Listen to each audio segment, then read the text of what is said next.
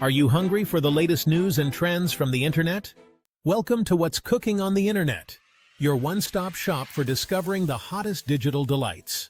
Hit that subscribe button and let's get cooking. What's the secret to making a classic truly timeless? Comment below, what do you think? Pop culture spirit wow is back, and this week we're diving into the fascinating world of music, theater, and television, from the origins of George Gershwin's iconic Rhapsody in Blue to the behind-the-scenes stories of Broadway hits like Hadestown and the unexpected twists and turns of the second season of Elsbeth. We're exploring the stories that make pop culture so captivating. Let's start with a question. What makes a classic truly timeless? Is it the way it makes us feel, the way it challenges our assumptions, or the way it brings us together? As we explore the stories behind some of our favorite pop culture icons, we'll be asking ourselves this very question.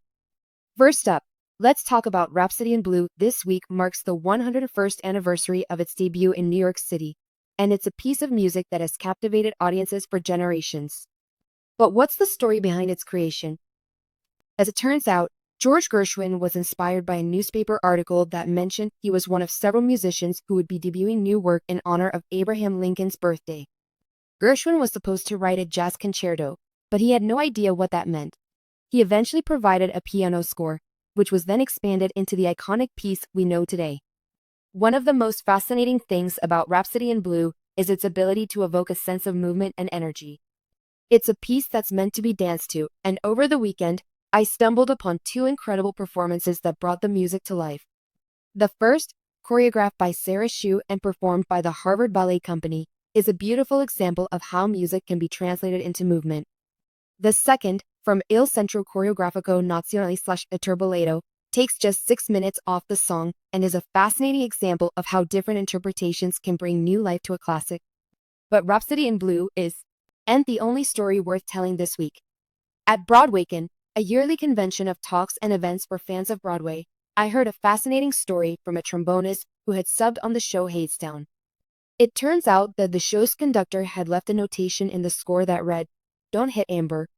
It wasn't until the trombonist saw Amber Gray, the lead actress of the show, perform that she realized what the notation meant. It was a small moment, but it spoke to the way that music and theater can bring people together in unexpected ways. Finally, let's talk about the second season of Elsbeth.